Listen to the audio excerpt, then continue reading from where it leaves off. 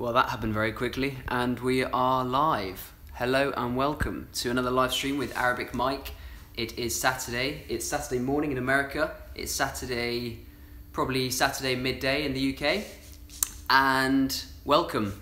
We got a few people here already. Tell me where you're from. Put it in the chat. I can read them all as we go. So we've got Zozo, good. We've got 10 thumbs up already. Smash the like button, hit the thumbs up. Loads of people. Damas, Dabia, where are you from? Tell me. So we've got UAE, we've got Lebanon, amazing, hi. Hey England, hi. Cool, so we're back live again, another week, and almost another 10,000 subscribers, which is amazing. Almost up at 40k now. Good to have so many people here. We've got 150, coming up to 150, 40 likes. Amazing, thank you guys for joining. We are a little bit late, I had a little bit of a technical issue, so I'm not in my apartment right now, as you can probably see, but luckily the Wi-Fi here is still working, so that is all good. Yes, the channel is growing fast, said someone whose name's now flown at the page. Got Algeria, Musa, Kuwait. Yes, yes, hi Mike, Asma. Khaled from the UK, get on. Yes, Kuwaiti, amazing. All right, let's go straight to it. I had a few questions last week, and I'm gonna just get this one out of the way right away because to be honest, I'm gonna forget how to say it. Danny asked me, can you read the longest Arabic word that he knows? And, okay, I've been practicing this, all right, because I didn't know it before. Are you ready? Longest Arabic word that exists, as far as I know, and at least the one that he told me. So, Afa istisqina kumuha. Afa istisqina kumuha. Alright, I'm going to just leave it there, because if I say it again, I'm going to mess it up. But I hope that was alright. Let me know if it was. Thumbs up, thumbs down. Tell me how I did. That was the first question. Can you read the longest Arabic word? So that's cool. Show us the word. Yeah, it's actually like written on a piece of paper. I wrote it very quickly to come here. So that's basically that. And let's go on to another question straight away. We've got almost 200 people here. Thank you so much for coming. I do this every Saturday.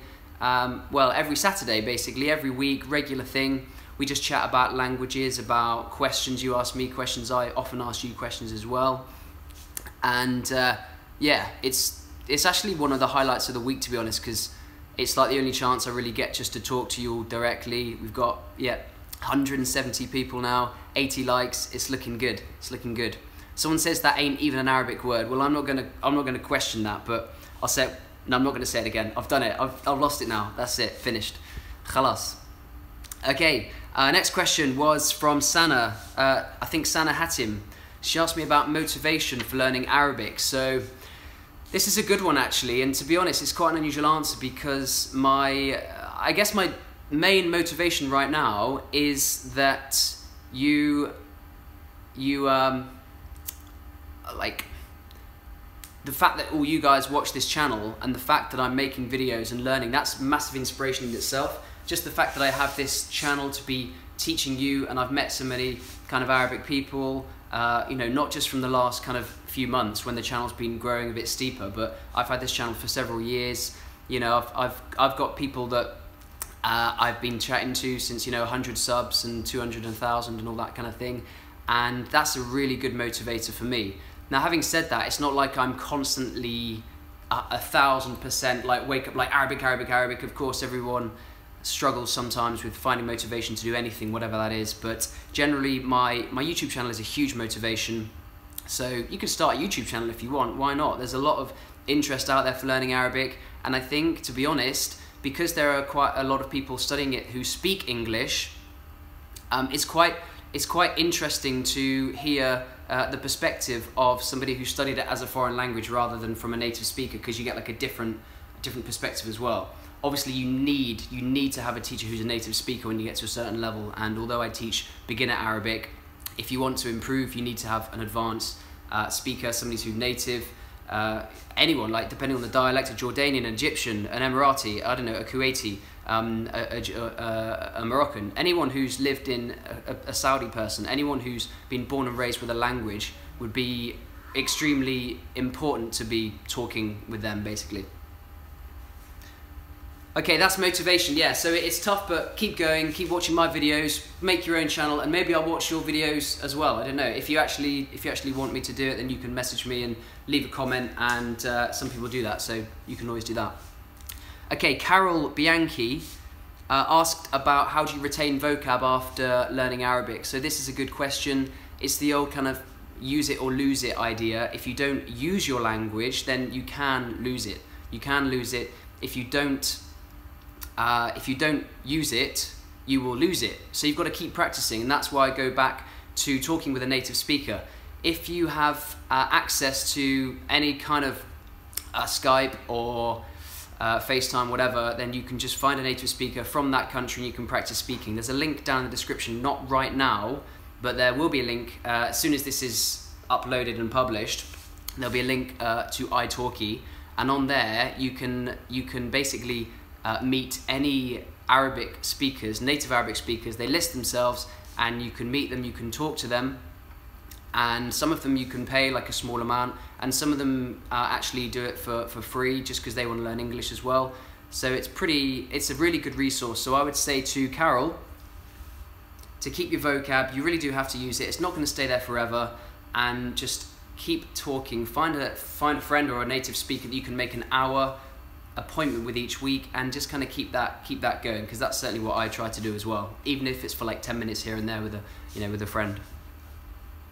Okay, next question. Hind, I think it was, yeah, Hind Ahmed. Hind, she says, Arab UK, pros and cons. So do you prefer living in the UK or in an Arabic country? I mean, well, I don't think I'd ever live forever in an Arabic country. I think I definitely have an affinity for the UK and an attachment to the UK, because that's where I've been born and raised. I've lived there most of my life, although I've lived abroad the last few years, of course. But I can definitely see myself ending up in the UK. So that's a short answer to that. I do, however, right now, in my 20s, people are asking me how old I am, by the way, 28. A lot of people ask me how old I am. So I'm 28 now, and at the moment, I am quite happy to be living abroad. So I don't, at the moment, want to be living in the UK. I'd rather be living abroad. Pros and cons, I mean, I could really make a whole video about this. Pros and cons of living in the UK. The obvious pros for living in the Arabic world is the weather, because I don't like cold weather. I like to wear t-shirts. I'm a jeans and t-shirt kind of guy. Even in hot weather, I wear jeans. I don't really wear shorts. I think that's because I've been in the Middle East and they don't really wear shorts over there.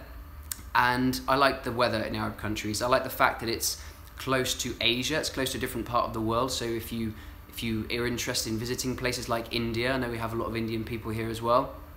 And if you're interested in visiting India, then you can get to India very quickly. From Oman, it's like a 3-hour flight or something. You can visit China, Hong Kong, Southeast Asia, and there's lots to do as well. So yeah, that's pretty much the pros and cons. The cons of living in the UK, that's the tough one. Cons of living in the UK.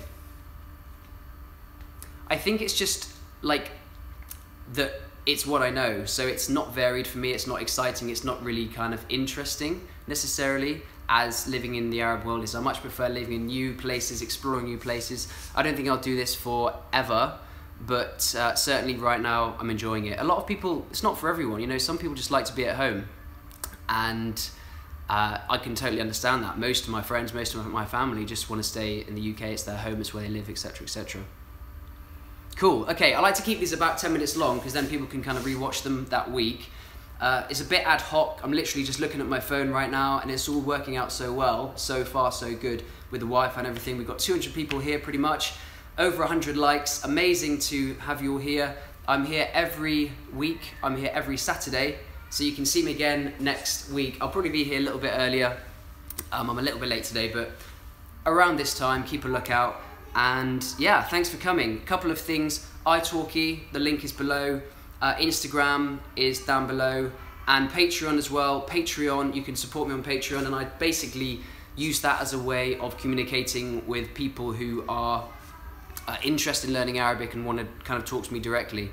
Thank you very much for that super chat from Zargs, really appreciate that.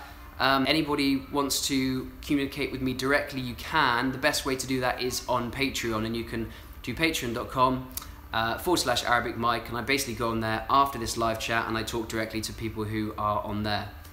Okay, I just realised, by the way, last week a few people asked me, I think the t-shirt is why I got that question so many times. So a lot of people were asking me about if I'm gay or not, but no, I'm not. I'm 28 years old, and I just wanted to add that because it kind of struck me earlier as I was reading through these comments, and it kind of made me laugh a bit. So that is all for now. I'll see you next week, and all the best, and ma'a salama. See you soon. Bye-bye.